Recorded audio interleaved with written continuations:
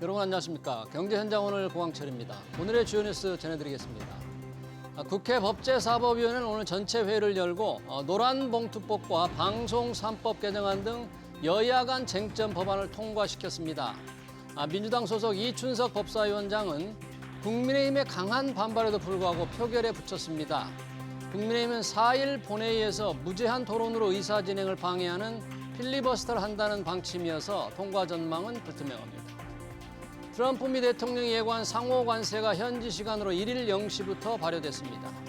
미국은 200개 이상의 국가와 접촉을 했는데 일본, 유럽연합, 한국의 경우 합의된 대로 15%가 부과되고 멕시코는 90일간 시한이 연장됐습니다. 무역 합의가 안 된 인도는 25%, 대만은 20%, 남아공은 30% 관세가 부과됐습니다. 달러화에 대한 원화 환율이 장중 한때 1,400원을 터치했습니다. 미 연준이 기준금리를 유지하고 추가 인하 기대감도 식으면서 달러 강세가 나타나고 있는 겁니다. 이에 따라 국내 증시에서 외국인들의 자금 이탈이 이어지지 않을까 우려됩니다. 정부가 주식 양도소득세를 물리는 대주주 기준을 종목당 50억 원에서 10억 원으로 다시 강화하고 증권거래세율을 다시 올리기로 하자 개인 투자자들의 반발이 확산하고 있습니다. 자본시장 활성화를 내세운 이재명 정부의 정책 기조와 배치된다는 지적이 나오는데요. 증세로 돌아선 정부의 세제 개편, 증시에 어떤 영향을 미칠지 이어지는 집중 진단에서 살펴보겠습니다. 경제 현장 오늘은 SBS BJ 앱과 유튜브에서도 실시간 시청 가능합니다. SBS BJ 앱을 다운받아 시청하면 더 많은 정보와 뉴스를 볼 수 있습니다.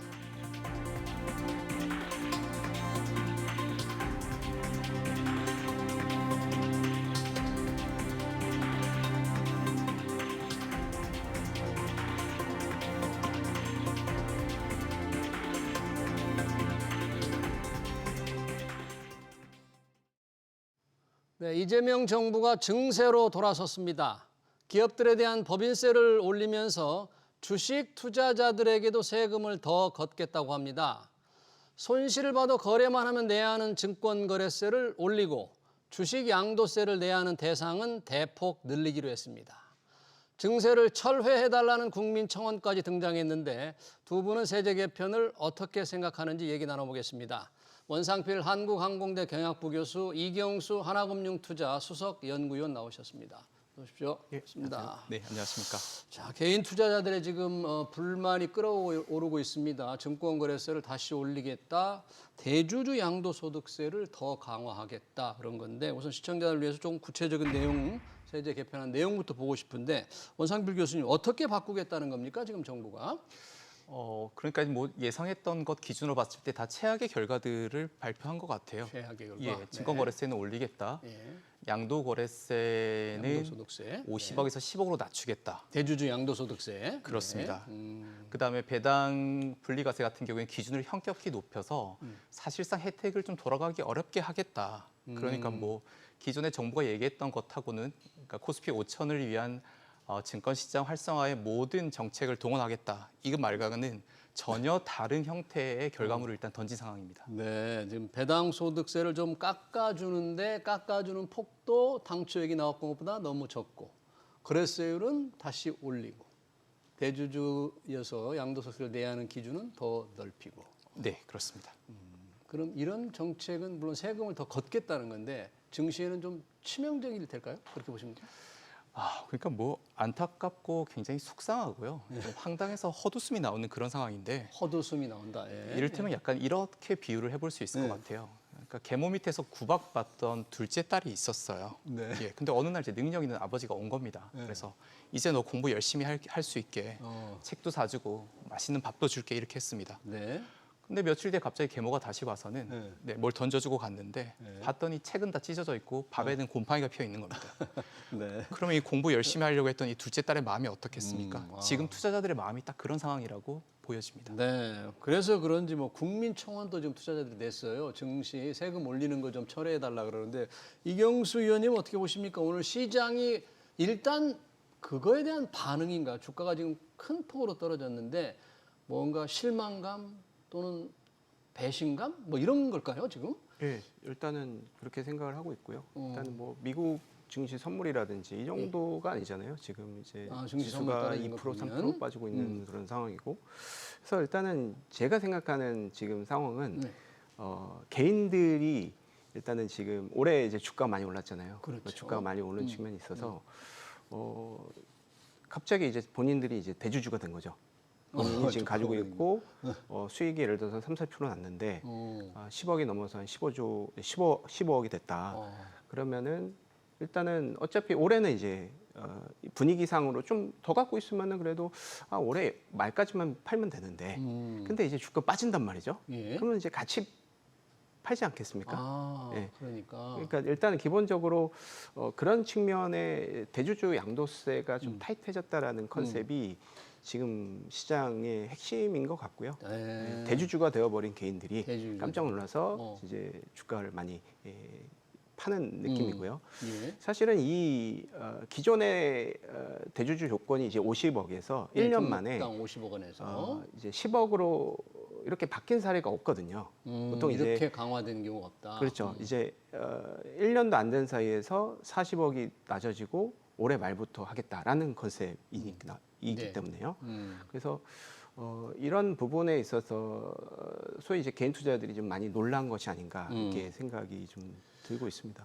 우선 이제 10억으로 낮춘다. 종목당 10억 원이 넘으면 이제 표현을 정부 세제 개편에 대주주 기준이 돼서 주식을 팔 때 양도소득세를 이제 이익이 나면 물린다 그러는데 이 10억 원 수준. 자, 이게 과연 양도소득세를 물려하는 대주주 기준이냐 아니냐. 어떤 문제가 있습니까? 10억 원 할 때 실제 뭐 연말에 대거 주식을 팔았다. 그런 혼선들이 많이 생겼다는 실제 그랬습니까? 그러니까 뭐 나라의 곳간이 비어 있으니까요. 정말 어떻게든 세수를 만들어야 된다. 거기에 대해서는 뭐 누가 지금 반대 의견을 내겠습니까? 하지만 그럼 이렇게 욕먹어 가면서까지 10억으로 낮췄을 때 예. 그럼 실제로 세금이라도 거둘 수 있냐? 세금 더 거둘 수 있느냐? 지금 그것도 아니라는 거죠. 왜냐하면 예. 일단 10억으로 낮추게 되면 그러니까 예. 정부 입장에서는 50억에서 10억으로 낮추게 되면 그 10억 언저리에 있는 사람들까지도 다 세금을 내겠지라고 생각을 하는 것 같은데 예. 네. 우리가 지금 수년째 확인을 하고 있지 않습니까? 가세 기준을 그렇게 낮추게 되면 네. 그 근방에 있는 사람들이 연말에 주식을 다 팔아버립니다. 일단 세금 회피하기 위해서. 예, 그 기준 밑으로 다 기준점을 낮춰버리게 되죠. 예. 그러니까 주식 시장은 폭락하고 개인 투자자들은 엄청난 피해를 보게 되고 시장은 망가지고 네. 하지만 정작 세금은 걷지 못하고 그러니까 참 악수 중에 악수라고 생각하는데 왜 이렇게 어리석은 정책들을 이렇게 바보같이 만드는지 잘 모르겠습니다. 지금 원상표 교수는 어리석은 정책이라고 했지만 민주당의 핵심 의원들 얘기로는 그로 인해서 연말에 주가가 떨어진다는 것은 좀 근거가 없다. 이렇게 매도 압력이 좀 있겠지만 그로 인해서 주식이 떨어지느냐? 우리 시장이 그 정도 그렇게 허약한 게 아니다. 또 이렇게 주장을 합니다. 민주당의 뭐 진성준 의원이라든지 많은 이제 핵심 의원들이 그렇게 얘기를 하는데 그분들은 어떻게 보길래 이렇게 얘기를 할까요?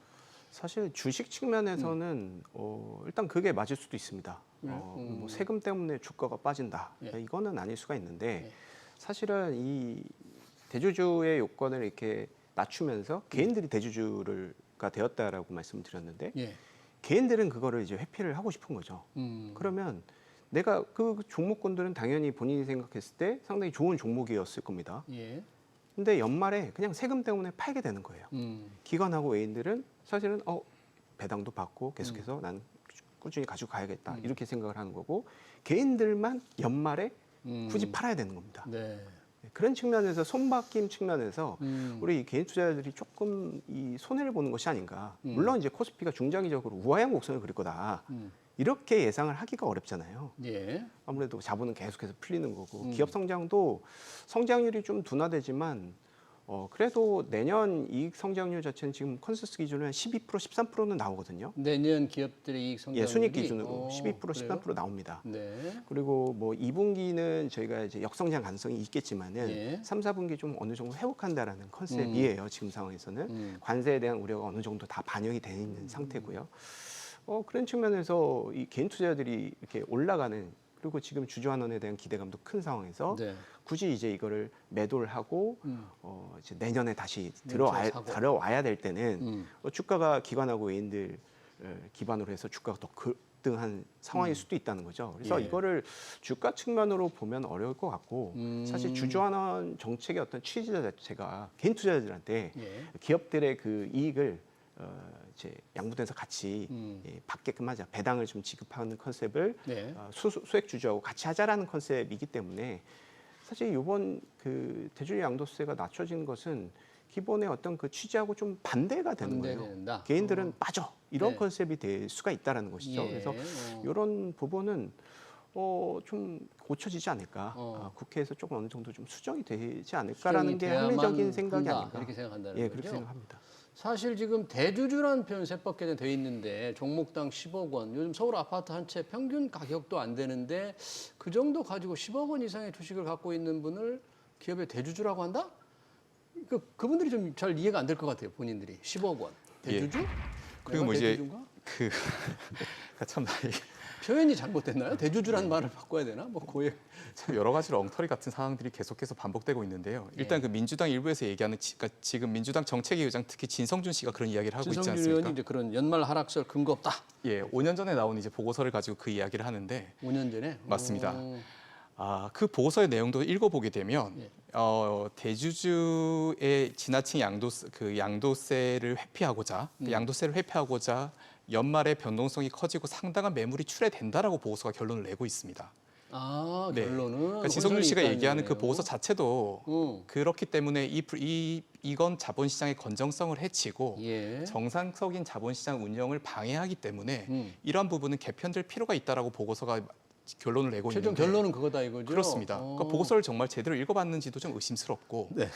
두 번째로는 5년 전 보고서지 않습니까? 그렇죠. 그 사이에 지금 한국에 어떤 변화가 있었죠? 미국 증시라고 하는 엄청난 대체제가 생겨났습니다. 그렇습니다. 이제 굳이 이런 식으로 형편없는 증시에 개인 투자자들이 머물 필요가 없는 거죠. 아. 그래서 지금 충분한 베네핏을 주더라도 사실 한국 투자자 입장에서 굳이 여기 국장에 남아 있어야 되나 이런 상황인데 이번에 더 형편없는 지금 제도들을 내놨기 때문에 네. 투자자들로서는 극심한 배신감을 느끼게 되는 거고요. 네. 그리고 그래요? 연말에 이런 형태로 대규모 매물이 출회되는 건 이제 확정시되기 때문에 네, 자본시장의 변동성은 더 커지고 네, 선진화를 위한 길은 더 멀어졌다라고 볼 수 있겠죠. 그래요. 주식을 팔아서 이익을 좀 많이 내면 세금을 내야 되는 게 당연하지 않냐? 뭐 이렇게 주장하는 분들도 있을 것 같은데 그런 주장에 대해서 어떻습니까? 대주주라는 표현은 좀 뭐 맞지 않을 수 있습니다만 좀 주식을 많이 팔아서 이익을 냈다? 세금 좀 제대로 내야지. 이런 분들이 있을 수 있잖아요. 맞습니다. 그러니까 저희가 이제 이 부자 감세 프레임으로 이 주제를 항상 이제 가둬놓는 그런 문제가 발생하는데 한국의 가장 큰 문제가 뭡니까? 그러니까 소위 대주주라고 하는 사람들의 지분율이 형편없이 낮다는 겁니다. 우리 예. 네. 그러니까 형편없이 낮은 이 지분율을 가지고 회사 전체를 좌지우지하고 있어요. 근데 이 사람들이 어떻게 하느냐? 어차피 자기 지분율이 낮기 때문에 배당을 적게 주면 어차피 배당을 줘봐야 자기 지분율만큼만 들어오지 않습니까? 네. 그러니까 배당을 안 하고 그걸 계속 회사에 쌓아두는 겁니다. 네. 그러니까 개인 투자자들 입장에서는 받을 수 있는 배당을 못 받는 거죠. 네. 그런데 이제 이걸 정상적으로 배당을 확대하는 정책을 쓰게 되면 일부 소수의 대주주가 예. 네.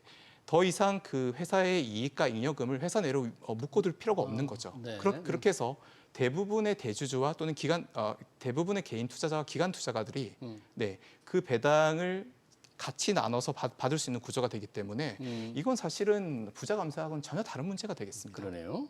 지금 배당 말씀을 해주셔서 이번에 또 세제 개편의 쟁점이 이게 배당 소득 분리과세입니다. 종합소득이 아니라 분리과세는 배당 소득의 기준을 좀 높여서 결과적으로 배당에 물리는 세금을 좀 줄여주면 기업들이 많이 배당을 하게 되고 우리 증시로 돈이 더 몰릴 것이다라는 이유인데 당초 얘기된 것보다 배당 분리과세 혜택이 세율이 조금 더 생각보다 올라갔다 그래요. 지금 어떻게 지금 정부는 내놓은 겁니까? 이 배당소득 분리과세 내용이?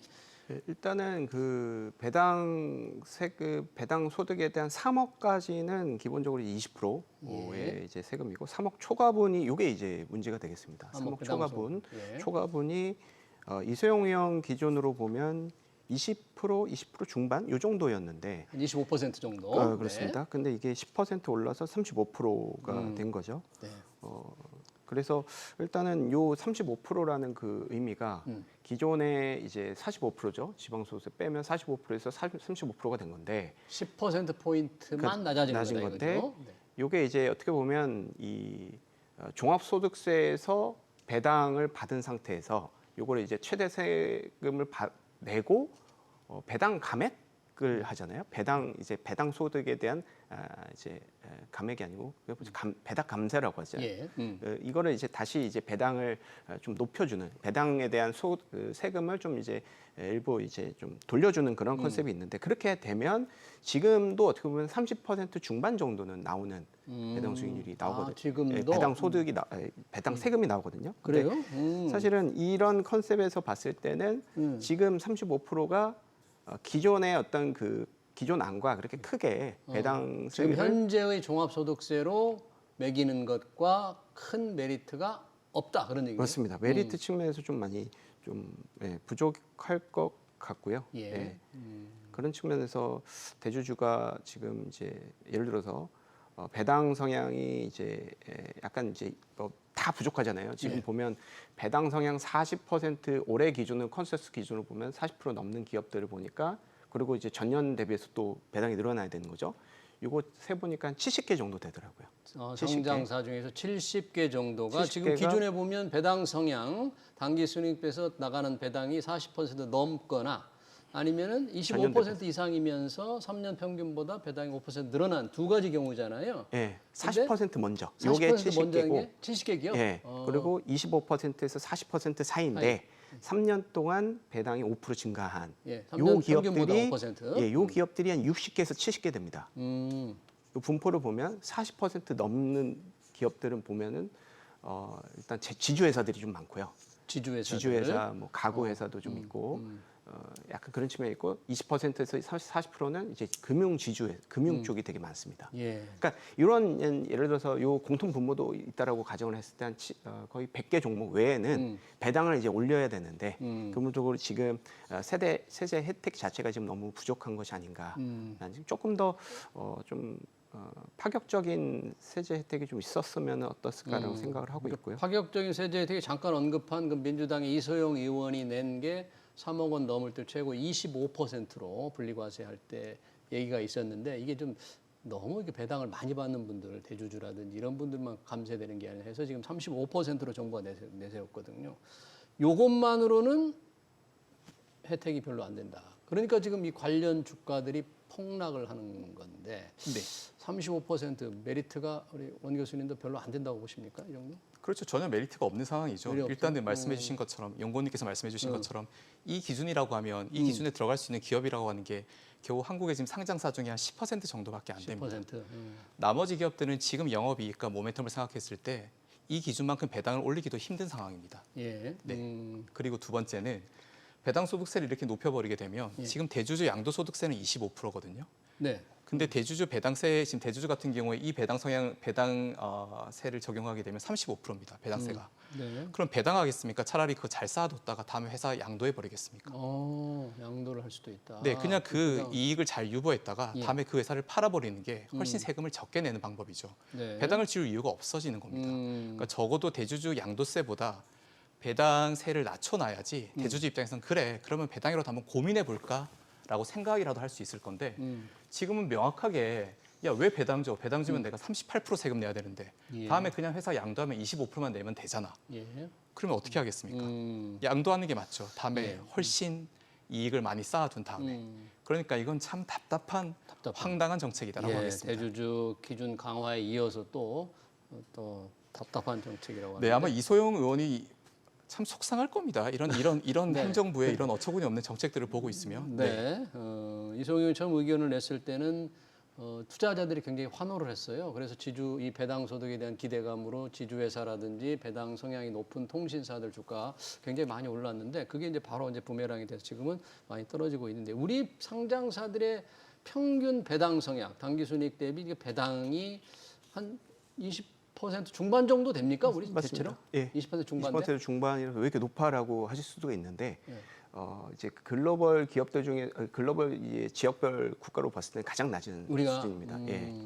중국도 한 32%로 이게 작년부터 많이 늘어났습니다. 중국도 저희랑 비슷하다가 올라갔고 일본도 한 2, 3년 동안에 해서 지금 30% 후반까지 올라와 있습니다. 미국은 거의 이제 30% 40% 되지만 자사 매입 소각 관련해서도 그거 포함하면 주주하는 거의 60% 나오는 수준이고요. 유럽 같은 경우는 배당 성향 자체가 50%가 다 넘는 수준입니다. 평균이 50% 넘습니다. 캐나다 같은 경우에는 거의 70% 80% 되는 거고요. 그런 측면에서 배당 성향이 좀 너무 한국이 좀 낮은 상황인데 이거를 이제 이끌어내야 되는데 교수님께서도 말씀하셨다시피 배당 소득에 대한 세금이 양도소득세보다 높다라는 것은 사실 이거는 이해가 안 되는 부분인 거죠. 배당 소득에 대한 게 양도소득보다 높다. 그 부분은 상당히 중요한 것 같아요. 그러니까 좀 배당 소득의 지금 정부안은 35%인데 이 부분을 당초 이소영 안처럼 조금 더 낮췄더라면 효과가 좀 살 수 있을 텐데 그 부분이 앞으로 국회에서 좀 논란이 될 수 있겠어요. 왜냐하면 그렇게 주장하시는 우리 원상필 교수님처럼 주장하는 분도 있지만 거꾸로 여전히 배당 소득세를 낼 만한 소득세로 고민할 사람들은 주식이 많은 분들이다. 부자들이다. 근데 그 사람들에 대해서 지금 35%로 해도 현재 종합소득세 최고세율 45%보다 15% 낮아지지 않느냐. 꼭 그래야 되느냐. 부자들에게 혜택을 줘야 되냐라고 여전히 주장하는 의원들이 많이 있거든요. 상반되는데 어느 쪽으로 가야 될지. 지금 한국이 굉장히 어려운 상황이지 않습니까? 예. 부동산이라고 하는 시한폭탄을 가지고 있습니다. 지금 시중에 엄청난 유동성이 풀려 있죠. 예. 이번에 겨우 일단은 응급 처방으로 막아둔 상황입니다. 네. 그리고 지금 민간과 소상공인들, 중소기업들은 돈이 없어서 당장 내일 문 닫을 고민들을 하고 있죠. 예. 요즘 강남 가보더라도 정말 상가들 보면 태반이 비어 있습니다. 네. 저 정말 겁이 나고 두려울 정도인데요. 이거 어떻게 해결해야 되죠? 이 유동성을 증권시장으로 돌리는 게 지금 거의 유일한 방안이죠. 그렇게 하면 일단 부동산에 대한 이 과도한 쏠림을 해결할 수 있고 네. 생각해 보십시오. 내가 주식에 투자했는데 어느 날 계좌를 열어봤더니 20%, 30%, 40% 수익이 나 있더라. 네. 그러면 이거는 바로 자산 효과로 이어지는 거죠. 다음 날 고기 사 먹는 겁니다. 소비율을 늘릴 수 있다. 네, 이거는 지금 15만 원씩 나눠져 가지고 한우 한번 사 먹는 거하고는 차원이 다른 거죠. 민생 회복 소비 쿠폰과는 전혀 다르다. 네. 우리가 지금 그 15만 원짜리 한우 쿠폰 받는데 30조를 쓰지 않았습니까? 네. 이 증권 시장이 올라가게 되면 거기에 따라서 자산 효과는 그것과는 비교가 불가능하죠. 방금 지금 댓글도 그런 게 있어요. 15만 원 받고 손해가 몇 배지? 그러니까 쿠폰 15만 원 받고 주가가 떨어지니까 손해 봤다고 주장하시는 것 같아요. 그렇습니다. 그러니까 자산 효과가 가장 빠르게 나타나는 게 주식 시장이거든요. 그래서 주식 시장을 활성화하게 되면 지금 이 정부가 추구하게 되는 소비를 늘려서 민생 시장을 살리겠다라고 하는 정책이 바로 작동할 수 있는 겁니다. 네. 더불어 주식 시장이 활성화되게 되면 거기 따라서 자연스럽게 세수가 증가하게 되죠. 근데 지금 최근 같은 경우에도 왜 증권 시장이 잠깐 호황을 보이면서 네. 국내 증권회사들의 주식 주가가 굉장히 좋아졌지 않습니까? 이익이 상당히 많이 늘어났습니다. 이게 고스란히 다 법인세로 연결되는 거죠. 네, 아마 그것만 하더라도 한 1조 정도가 늘어나는 걸로 추정하고 있습니다. 예. 그러면 이거는 양도세나 또는 증권거래세 올려가지고 겨우 몇 천만 원 또는 몇 억 더 벗는 거하고는 차원이 다른 게임이 되는 건데 예. 왜 이렇게 자꾸 작은 네. 것에 집착해서 큰 거를 다 놓치고 있는지 정말 잘 모르겠습니다. 네. 자, 증권 지금 세제 개편 안대로라면 증권거래세는 올라가고 또 소액 배당은 특별한 인센티브가 없습니다. 일단 배당 소득 분리과세 그대로 된다 할 경우에 배당이 많은 경우에 이제 배당세율이 조금 줄어드는데 결국은 그러면 개인 투자자들은 좋아진 게 없다. 차별적으로 부담이 늘어났다. 왜 증권거래세는 올리느냐? 뭐 이런 불만이 지금 나올 수밖에 없는 것 같습니다. 이 상황을 본다면.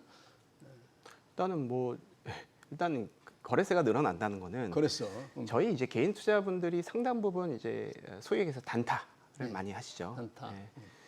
그런 측면에서 뭐 바람직하진 않겠지만 그래도 개인 투자들의 일정 부분의 어떤 비율이 있을 겁니다. 그래서 그거를 뭐 좋다 나쁘다 얘기할 수는 없겠지만 일단 개인 투자 입장에서는 사실은 증권거래소가 무조건 안 좋다 이렇게 보시면 될 것 같고 다만 이제 뭐 중장기 투자하신 분들께서는 사실 그렇게 큰 부담은 안 느끼겠지만 그래도 한 번씩은 돈이 필요할 때나 이럴 때나 이제 뭐 이렇게 주식을 팔면서 이제 매도를 하겠죠.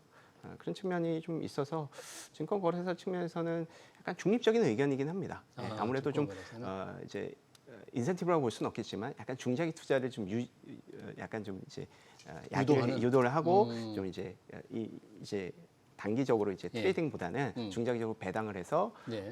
이제 돈을 벌어봐라, 배당을 받아봐라라는 그런 의도라고 한다면 사실 그런 측면은 맞는데 주에서 아까도 말씀해주셨지만 부자 감사라는 그런 컨셉이 사실은 부자들이 배당으로 돈을 많이 버는 걸 싫다고 하는 거잖아요. 예. 그러면 그렇게 얘기를 하시는 분들은 사실은 본인들은 그거를 안 하겠다는 거잖아요. 그러니까 네. 부자가 돈을 더 많이 버는데 나도 같이 벌게 되면 예. 사실은 그게 혜택을 같이 윈윈되면서 같이 가는 건데 음. 사실은 너무 이제 부자 감세라는 프레임으로 이제 얘기를 하고 좀 안 좋은 얘기를 하면은 모든 이제 이런 내용이 나왔을 때 이제 첫 마디가 부자 감세라는 네. 따옴표 쳐가지고 나오잖아요.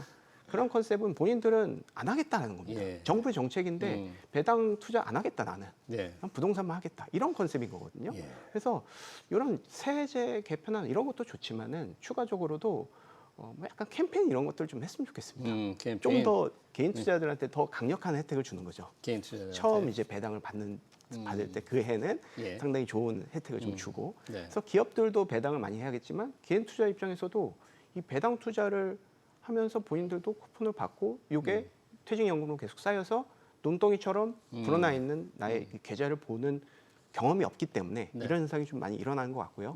그것을 억지로라도 그쪽으로 가기 위해서는 조금 더 강력한 인센티브가 있어야 된다. 이거는 개인뿐만 아니라 기업들한테도 마찬가지로 이런 현상이 일어나야 된다라고 보고 있습니다. 네, 지금 증권거래세, 대주주 양도소득세, 배당세도 모두 지금 논란입니다. 정기국회에서 아마도 여야 간에 치열한 논란이 있을 것 같은데 그중에 이번 세제 개편안에 우리 많은 사람한테 해당되는 것 같지는 않은데 뭐 이게 하나 대주주에게 또 강한 소득세를 물리는 게 나왔군요. 자본 준비금을 재원으로 하는 감액 배당에 대해서 주식 취득가액보다 넘을 때는 배당 소득세를 물린다.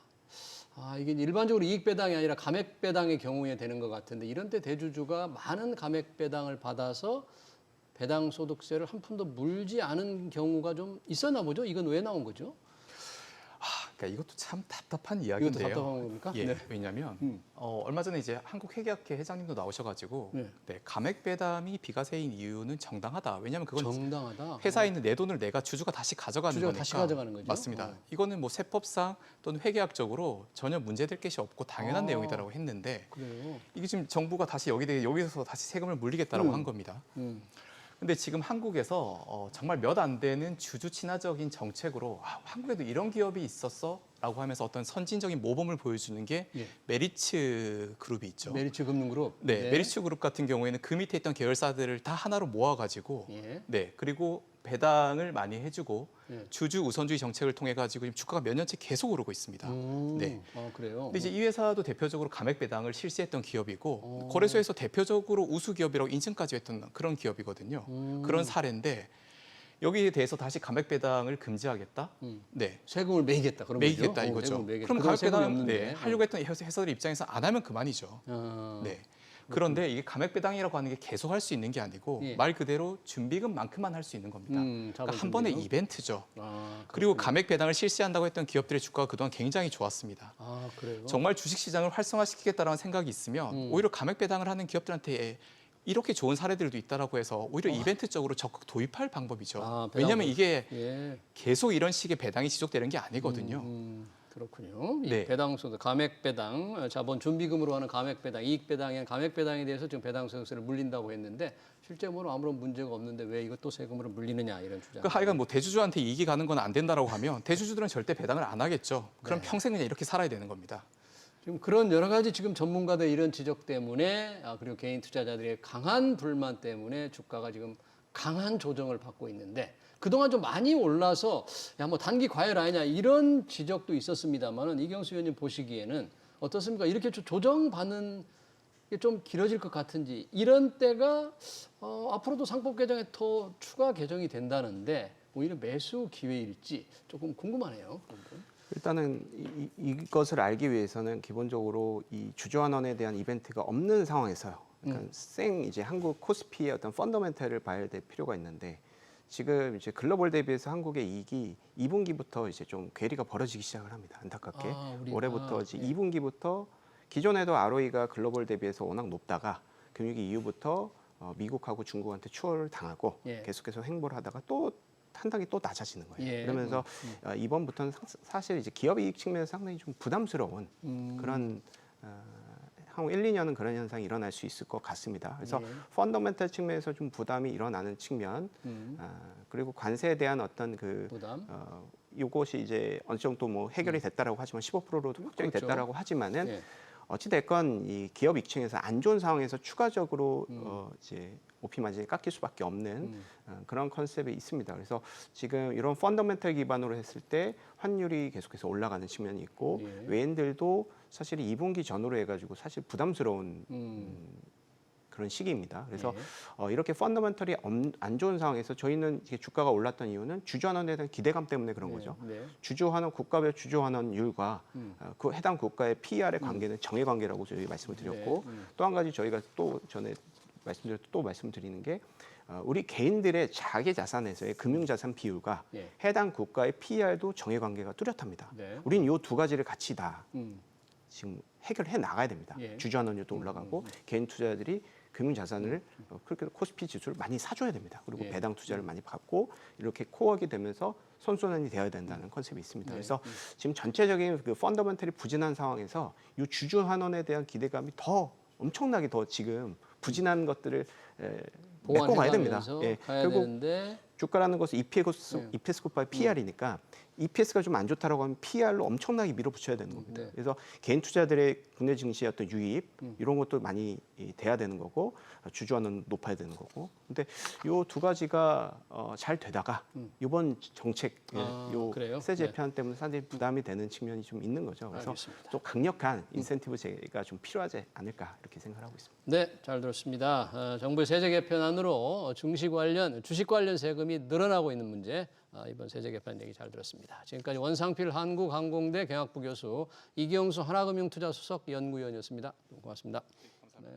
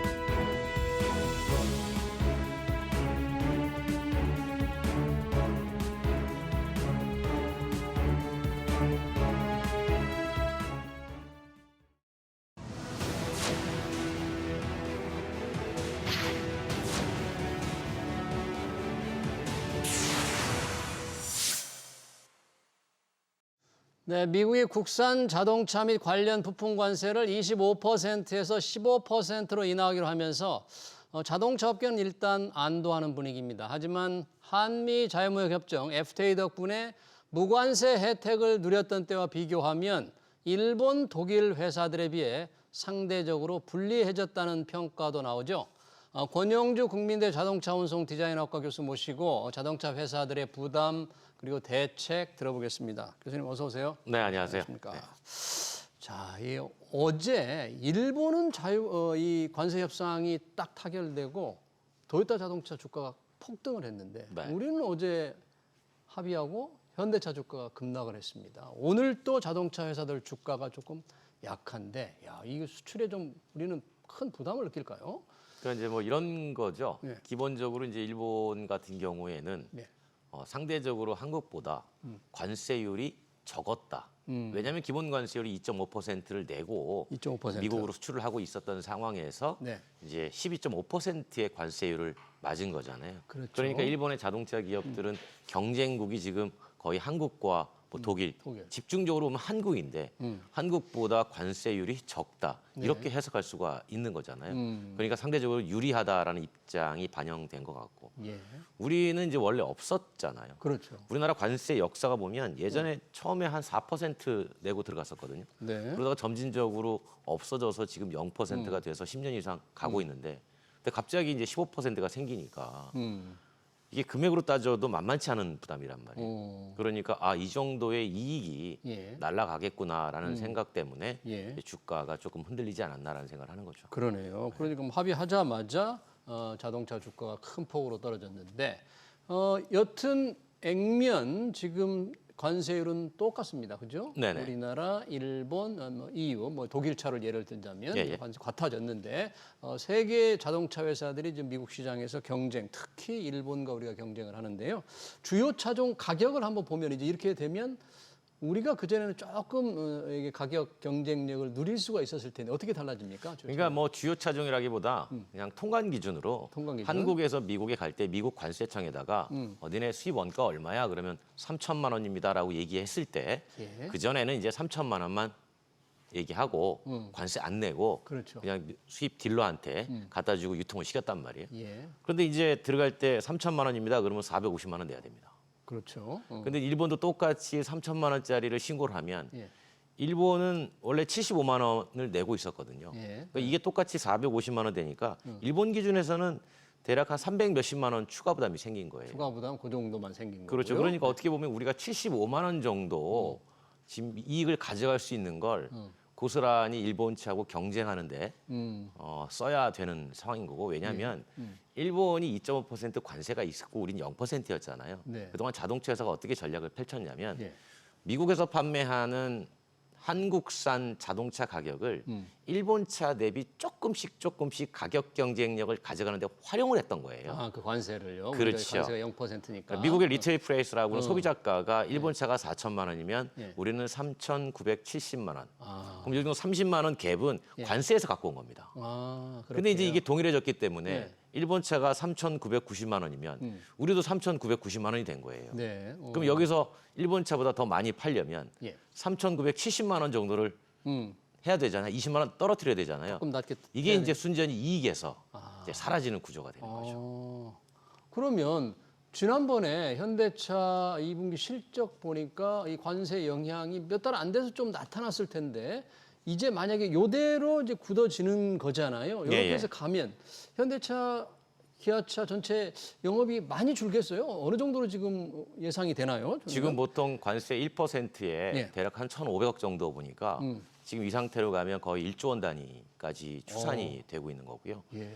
뭐 그거는 이제 보는 시각에 따라서 그런데 아마 제조사 입장에서는 그 이익을 방어하기 위해서 그냥 가만히 있지는 않죠. 그러니까 예를 들면 미국 소비자들이 선호하는 차종, 예. 부가가치가 높은 것들, 이를테면 하이브리드, 하이브리드. 대형 SUV 예. 이쪽 중심의 차종을 집중적으로 판매 제품군에 확장시키는 전략을 펴면 예. 상대적으로 가격을 덜 떨어뜨려도 미국 소비자들이 산다. 그럼 이익을 조금 방어할 수 있다라는 거고요. 근데 이익이 좀 적은 소형차들은 예. 유럽에서 선호도가 있으니까 한국에서 만들어서 미국 보내던 거를 일부 물량을 유럽으로 보낸다. 그래서 유럽에서의 이익을 방어한다라는 그런 작전을 갖고 있는데 예. 이제 흥미로운 건 유럽도 똑같이 15%잖아요. 그렇죠. 그러니까 유럽에서 미국 가는 제조사들도 미국 가서 경쟁력이 조금 떨어지니 일단 유럽 내에서 많이 팔자. 유럽 자동차 회사들도 그렇죠. 그러니까 유럽 내에서도 경쟁이 치열해지는 경쟁이 거예요. 치열해지고. 그러니까 단순히 미국 내에서의 가격 경쟁이 치열해지는 게 아니라 예. 미국으로 수출을 많이 했던 모든 그 지역의 그 나라 시장도 같이 치열해지는 구조를 갖게 되는 거죠. 그러네요. 만약에 이게 가격을 제대로 받지 않으면 이제 실적 부담이 아까 이제 1조 이상 뭐 될 수도 있다고 말씀을 하셨는데 우리가 제품의 성격상 우리 제품의 소비자들의 미국 소비자들의 이 선호도를 감안해서 가격을 이제 관세만큼 조금 올리면 판매가 많이 줄까요? 일본과 똑같이 하면 우리 판매량이? 그러니까 이게 어떤 거냐면 우리 과거에 대학 입시할 때 눈치 작전하고 똑같습니다. 시작전. 네, 우리가 경쟁률 보고 뭐 입시를 하고 그랬잖아요. 네, 네. 그러니까 일본이 만약에 가격을 높인다 그러면 네. 우리도 덩달아 높일 수가 있는 거죠. 근데 일본 기업들이 우리는 가격보다는 미국 내에서 점유율을 더 늘려가는 게 중요해라고 판단해서 가격을 동결하거나 네. 오히려 가지고 있는 사내 유복이 많아서 네. 이 기회에 오히려 더 저렴하게 공급을 하자라고 이른바 예. 치킨 게임을 펼치기 하게 시작하면 되면, 예. 그때부터는 상당히 어려운 국면에 접하게 되죠. 네. 그거를 탈피하는 방법은 예. 그냥 미국 내 생산 늘리는 거예요. 아, 미국 현재 생산을 그렇죠. 최대한 빨리 미국 내 생산을 늘리는 과정이 필요한 거죠. 예. 우리 지금 미국 내 현대차 같은 경우에 미국에 대규모 공장이 있죠. 근데 지금 짓고 있죠. 지금 짓고 있고 기존에 진 것도 있어서 예. 추가로 진 거 50만 대를 다 하면 50만 대. 예, 지금 어디에 채로 짓고 있죠? 조지아주인가요? 그렇죠. 네. 거기에 짓고 있는데 추가로 조지아에 있는 기아차 공장과 엘라바마에 있는 현대차 공장을 다 하면 예. 이게 120만 대까지 생산 체제가 됩니다. 120만 대. 그런데 170만 대를 현대기아가 미국에 판단 말이에요. 예. 그 중에서 미국 내 생산분도 있지만 한국에서 건너가는 것도 대략 95만 대 정도 됩니다. 예. 그러면은 한국에서는 그 부족한 물량만 가면 되겠죠. 그렇죠. 그리고 그 물량만이 이제 관세의 대상이 되는 거고 나머지 120만 대는 미국 내에서 현지 철저하게 생산. 만들어 팔면 어. 그 얘기는 반대로 우리 입장에서 보면 예. 국내 생산 물량이 한 50만 대에서 60만 대 줄어든다. 그렇죠. 그 큰 영향이 오네 국내에. 그렇죠. 그러면 이걸 줄이지 않으려면 예. 그 50만 대, 60만 대를 유지하려면 그 물량을 미국 이외에 전 세계 어디든 팔아야 되는 거예요. 그게 말처럼 쉽습니까? 그게 쉽지 않은 거죠. 그러니까 이게 당장은 아니지만 예. 시간이 가면 갈수록 국내 자동차 생산 물량이 줄어드는 효과로 연결될 수밖에 없는 구조인 겁니다. 네. 이 관세 폭풍을 피하기 위해서 현지 생산을 늘리는 것이 가장 중요하고 시급한 일로 보이지만 그 후 폭풍이 국내에서 생산 물량이 줄어들면 우리 일자리는 어떻게 되는 것이고 우리 젊은이들은 취업도 못하고 굉장히 큰 문제인데 여튼 미국 생산을 현재 공장을 지어서 늘리는 준비는 뭐 차근차근 잘 되고 있나요? 지금 이미 심리상? 공장 가동 들어갔고요. 예. 공장 가동 들어갔는데 이제 이게 문 딱 열어가지고 자 가동 시작하면 예. 연간 50만 대가 최대 생산되는 건 아니잖아요. 그렇죠. 해마다 점진적으로 생산량이 늘어나는데 예. 그 늘어나는 속도가 예를 들어서 5년 안에 50만 대에 도달하겠다라고 한다면 그 시기가 이제 1년 안에 또는 2년 안에 이렇게 짧아지는 과정인 거죠. 예.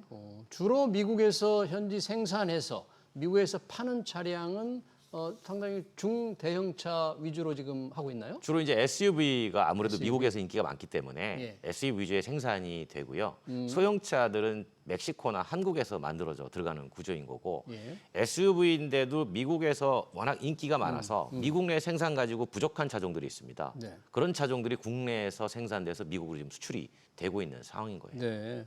지난번 정의선 현대차 그룹 회장이 지난 3월인가요?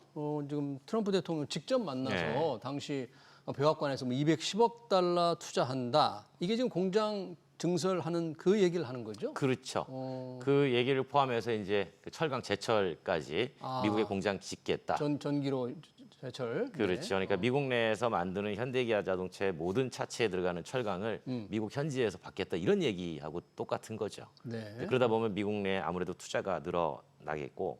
근데 이제 그렇다고 그러면 미국을 포기할 수 있느냐? 시장을 네. 거의 불가능하죠. 불가능하잖아요. 네. 그러다 보니까 이제 미국 내 생산 비중이 자꾸 늘어나면 말씀하신 것처럼 이제 국내 생산이 흔들리는 구조를 가지고 갈 수밖에 없어요. 그러면 이게 없어지려면 글로벌 자동차 산업 수요가 예. 지금 연간 9,400만 대, 500만 대에서 예. 1억 대, 1억 2천만 대, 1억 3천만 대 이렇게 늘어나면 네. 가능한데. 시장이 커지니까 예. 우리도 생산을 유지할 수가 있겠는데 예. 지금 20년째 글로벌 자동차 시장이 1억 대를 못 넘고 있습니다. 20년째. 예. 포화 상태네요. 그렇죠. 거의. 그러다 네. 보니까 추가로 생산해서 또는 생산이 어느 쪽으로 빠지면 그걸 메울 수 있는 시장이 그렇게 녹록치 않다라는 게 이제 가장 아픈 부분인 거죠. 네, 만약에 그렇다면 생산을 더 늘릴 수 없다면 우리 권영주 교수님 걱정대로 국내 이제 공장 생산이 줄어드는 데 따른 많은 문제도 우려되고 또 관세 가격 이전을 제대로 못하면 현대차 실적도 조금 걱정이 될 수가 있기 때문에 주식 투자자들이 좀 걱정을 하는데 주식 투자자의 걱정을 덜어줄 만큼 현대차가 동시에 해외 미국 생산 늘리고 국내에서 조금 생산량을 유지하면서 잘 해나갈 수 있을지 현대차 이렇게 만나보면 어떻습니까? 그런 좀 전망들이 좀. 그러니까 이제 지금 고민들은 그런 거죠. 다행히도 25%에서 15%로 떨어졌으니 어쨌든 국내 생산에서 미국으로 보낼 때 이익이 전혀 없다면 가격을 유지할 수 있다. 네. 그런데 이익이 전혀 없이 장사한다는 건 그건 그렇죠. 기업 입장에서는 예. 있을 수 없는 일이다. 그럼 이익을 늘리려면 미국에서 가격을 올릴 수밖에 없을 텐데 네. 그런데 과거만큼 많은 수익을 가져갈 수 있을 정도로 가격을 높이진 못한다. 그러니까 이익은 당연히 줄어들 거라고 보고요. 예. 그 외식 이들이 걱정하는 건 기업이 걱정하는 건 생산 물량입니다. 생산 물량. 네, 미국으로 생산 물량이 50만 대, 60만 대 넘어가 버리면 그걸 어떻게 한국에서 보존할 수 있을까? 예. 그러니까 또 한 가지는 이제 지금 한국의 GM이 있잖아요. GM. 네. 네, 한국 GM 같은 경우는 주로 미국에서 출하는 차 중에 소형차란 말이에요. 예. 비싼 차들은 소비자들이 브랜드 가치를 보고 사지만 소형차들은 가격 보고 사거든요.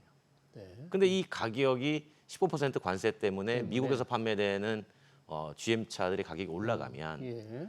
이거는 한국에서 만들어서 미국에 가져갈 수 있는 이유가 될 수 있나? 그러니까 거기까지 얘기가 흘러나오는 그런 거죠. 의문. 미국이 자국 산업을 보호하기 위해서 관세를 물렸는데 결국 자기 미국 회사잖아요. 한국 그렇죠. 같은 경우에는. 근데 이제 한국에서 만들어져서 저렴하게 갖고 오고 있는데 거기에 15%가 붙으니까 미국에서 판매하는 미국 GM 입장에서는 네.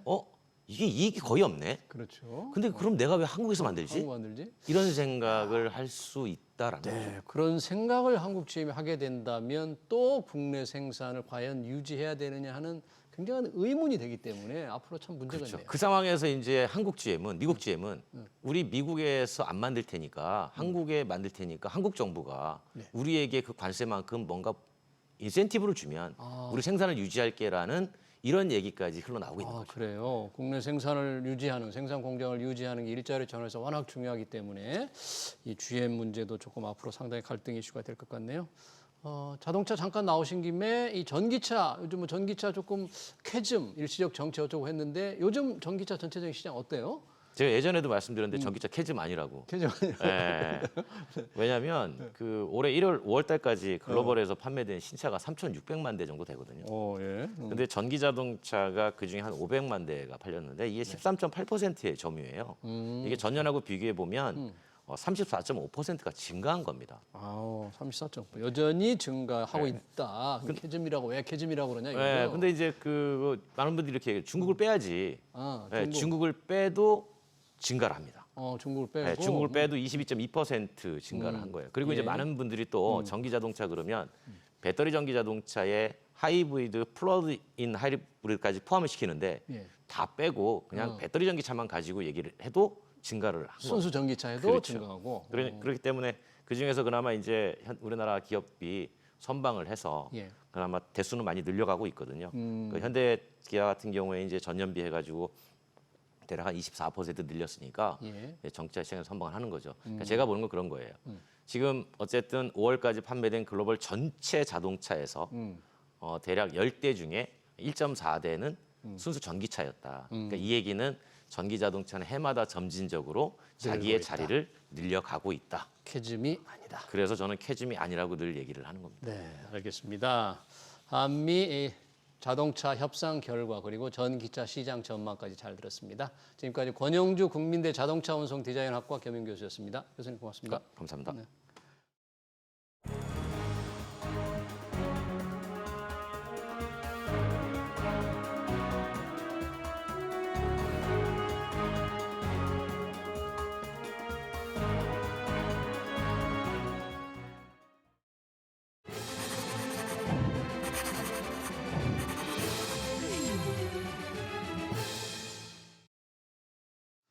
네, 증시에 반갑지 않은 세금 청구서가 날아왔습니다. 내년부터 증권거래세가 다시 오르고 주식 양도세를 내야 하는 대주주 기준이 종목당 50억 원에서 10억 원으로 다시 강화됩니다. 투자 좀 하는 개인 투자자들은 세금을 더 내야 하죠. 배당 소득에 대한 세금은 찔끔 깎아주는 쪽으로 바뀌었습니다. 새 정부 들어 주가 상승폭은 놀라웠습니다. 상법 개정안 등 정책 효과라고 하는데요.